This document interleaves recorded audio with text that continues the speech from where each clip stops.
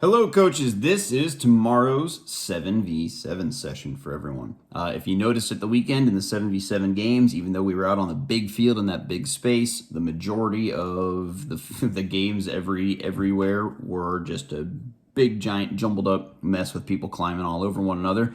We're going to see if we can start building in some thoughts and ideas and concepts now to help with that. So this will be your initial setup. I think you can see this okay. 3 fields, 1, 2, 3. This is just an open space. In fact, if you were a coach in this session, I would recommend that would pretty much be about the most optimal position for you to be in. So you are close to all 3 fields. You can watch all 3 fields. And what I've set up is these are just 2v2 fields. They don't need to be huge. They're just 2v2 fields. And of course, if you have an odd number somewhere and one of the fields needs to be 3v2, or if a couple of fields need to be 3v2, depending on your numbers, that's fine. But since we're learning about staying away from your teammates and how to support your teammates, both in attack and defense, we need to avoid having one player playing against 2 anywhere, because then that player with 1 obviously does not have a teammate to work with. So we're looking for 2v2s in an ideal situation, maybe a 3v2 if necessary. So let's set up these 2v2s. Oops, I put them off the field. There we go. 2v2s everywhere. Okay, so initially what you're going to do out of the gate is you're just going to make sure they see the boundaries, know how we're going to get the ball back in bounds when it goes out of bounds, either a dribble or a pass, but you can't shoot from out of bounds, and just get the games going. And you're just looking for the best field. And that's what I would tell them is I'm looking for the best field, who's doing the nicest job, 3, 2, 1, play. And if you tell them that the outset, I think what you will see is everybody just plays a little bit harder and focuses in because they want to be that most impressive field to you. So I would use this entire session. I would find the field that's doing the best job throughout and use the players on that field to instruct and to model what you're looking for everywhere. And what I would do straight away, my very first field that I would identify is just the field where there's an actual game going on the most often. Who's keeping the ball in bounds, which group is actually keeping control of it, which group does it seem like there's a competitive game going on. Oh, and freeze. I want this field and this field. Just watch these guys really quick. It's just such a fun game to watch, see what they're doing. 3, 2, 1 play. And let them play. Oh, perfect. Well, I just love the way that when the ball goes out of bounds, they get it back on the field fast. I love the way that it's competitive and everybody's working and playing. It's fantastic. Now, here's what we're looking for this round. Now, what we're trying to avoid is we're trying to avoid teammates being so close to one another that they can touch. All right, there's no reason while you are playing that you would be so close to your teammate that you could reach out and touch them. So now I'm looking for the field that can do the nicest job of staying away from your teammates. 3, 2, 1, play. All 3 fields are going. And again, you are looking for the field where you have players that are making the strongest attempt at pulling this off so that you can highlight that field. So they're off and they're playing, Oh, perfect, freeze, I have found them. This field and this field, you freeze. I want you to watch this group up here. Watch what a great job they are doing of staying away from their teammates. And then they're off and playing, and while they're playing here, you are just constantly commenting on, oh, look, John is up here pressuring the ball, and instead of being right on top of him, Susie has dropped away, and she's allowing him to have that space. So we are not climbing on top of our teammates there. Neither are George and Cindy. Everybody on this field is doing such a great job of staying away from their teammates. You 2 fields, try to make it look just like that. 3, 2, 1, play. And they're off and running again. Now, what I always like to do is I like to set the tone of expectation in terms of energy and effort and activity. For me as a coach, absolutely nothing drives me more insane than inactivity. So the next time you freeze them, 3, 2, 1, freeze, hold there. This is what I'm looking for now. Now, what tends to happen sometimes is a 2v2 game sometimes turns into a 1v1 battle with two other players just watching that 1v1 battle.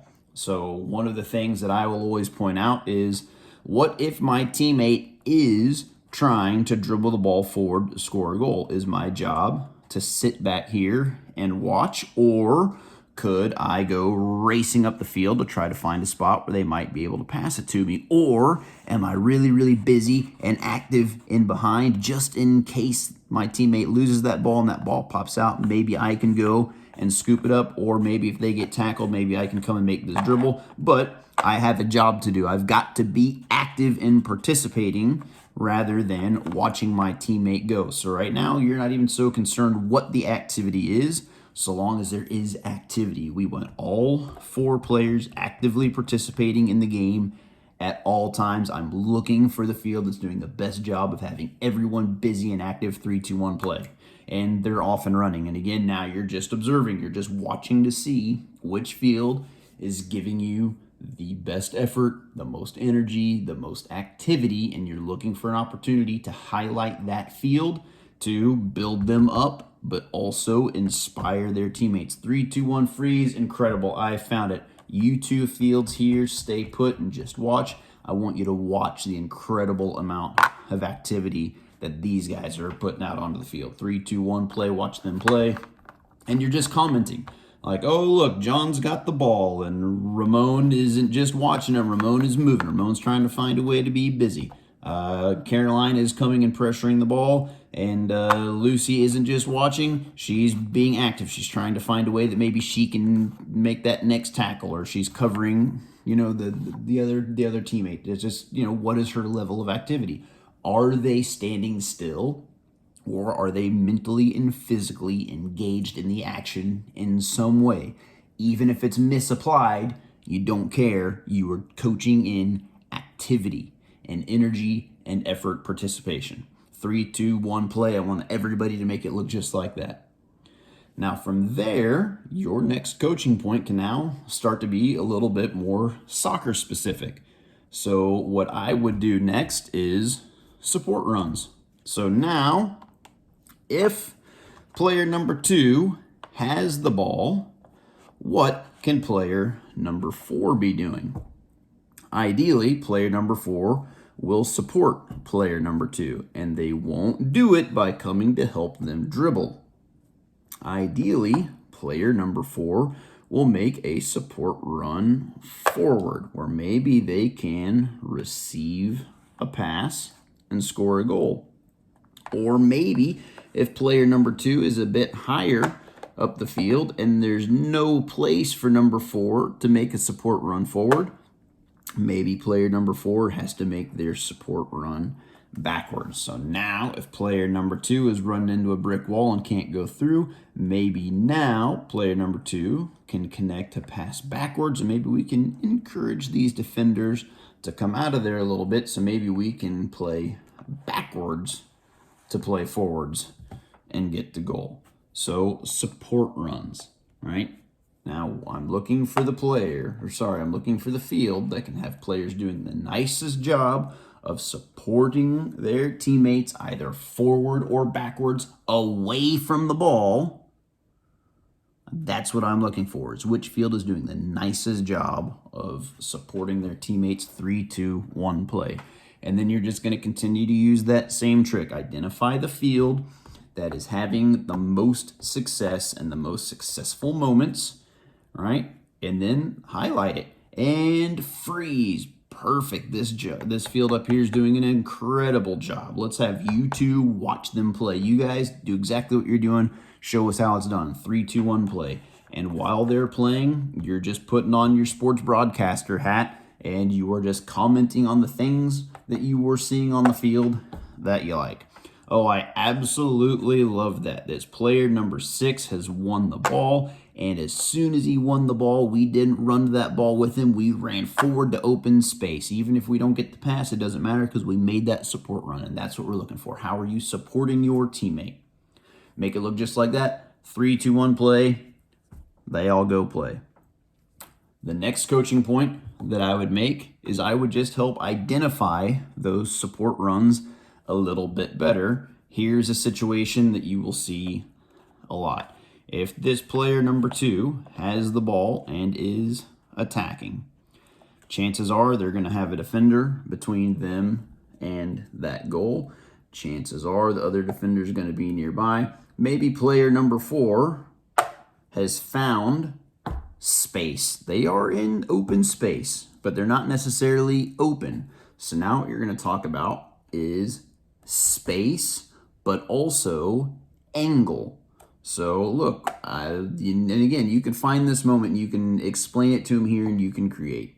If player number 2 has the ball here, player number 4 has found space, but now where could they go to create an angle to receive the pass? Oh, that's right. Maybe they can run forward on the diagonal a little bit, and they can open up a little channel there where they could receive a pass, or maybe they can, again, support backwards. So now they have not only space, but there is an angle that will allow them to receive that ball, right? They have found space, but maybe there's also an angle that they can adjust so that they can actually receive the ball. So now when you go play, I'm looking for the field that's not only doing an incredible job of everybody playing, everybody staying active and busy.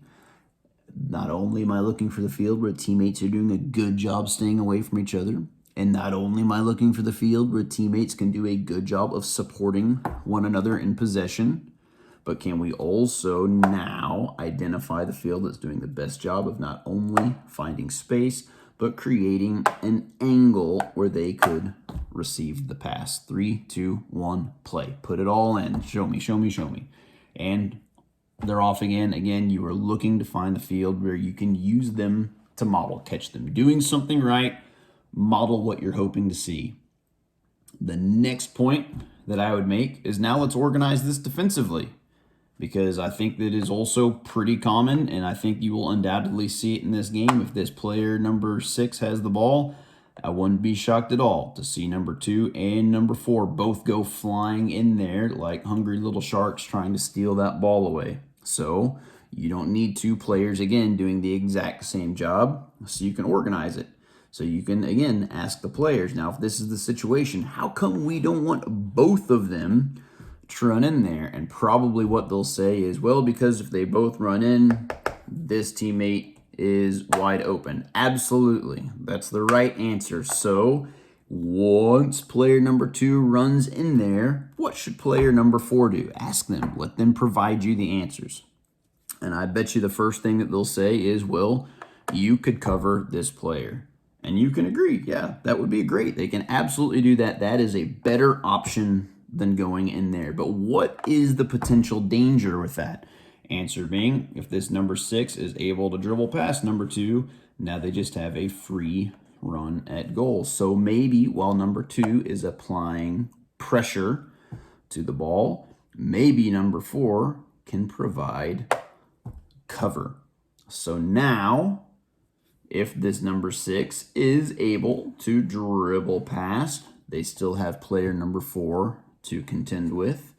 Or if they play this pass here, well, we still now have 2 players between this attacker and our goal, so we still have an ability to apply pressure and provide cover again, in whichever way makes better sense for that to happen. So now we've organized this game a little bit offensively, so it makes better sense why we are away from our teammates, not just telling them to get away from their teammates, but we're trying to build in and paint the picture of why we want to get away from them. What can we do once we're away?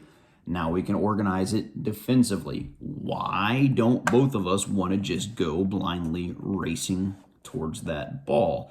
And as we can make more and more sense of this, and we can keep the field a little bit more spread and a little bit better organized in both attack and defense, these games will slowly and slowly and slowly stop looking less like a mosh pit and just a giant fight in the middle of the field, and more and more and more like an actual and organized game of soccer. So again, I would explain the defensive principle, and just like the entire rest of the session, now I am looking for the field that is doing the nicest job of defending. which field does not have two players competing with each other and the opponent for the same ball? Which field has done the best job of organizing this space when we don't have the ball, when we're not in possession, when the other team has it? 3, 2, 1, play. Now here's where you've got a little bit of freedom. I do think that that's going to, getting through those coaching points is going to take up the majority of your session. If you have time left over, I would recommend doing one of two things. Number one, now turn this into a tournament. All right, championship field, middle field, dungeon. When you move up, you lose. You move down, and now, you're not freezing the play constantly. You're just watching, you're commenting, you are coaching them while they are playing the game in the same way you would in a game. So you're not going to go silent. You're going to continue to coach. You're going to continue to talk to players on all three fields, but you're doing it without freezing the action. You are just instructing. You're coaching during the gameplay. That is option number one. Option number two, if you think that they have done enough of these small field 2v2s and you want to move into something that just looks a little bit different, feels a little bit different, I'm totally fine with you doing this. All right, putting cones out at your halfway line, organizing your players here, these ones down off of the post, these ones down off of the post. Let's see, goalkeeper in the net. And now we're going to do just the most basic thing. You guys are going to play a big, hard pass out, and then you're going to come defend and try to win that ball away. You two are going to see, all right, if you can get in behind them and score a goal. Make sure that you are trading lines after each rotation. Very, very simple, very, very basic, but simple and basic for good reason, because it works, and they'll get lots of repetitions. There's lots of moments to reference back to the level of activity, the spacing, the support runs forward, backwards, the defensive spacing. Lots of great opportunities to reference back to that.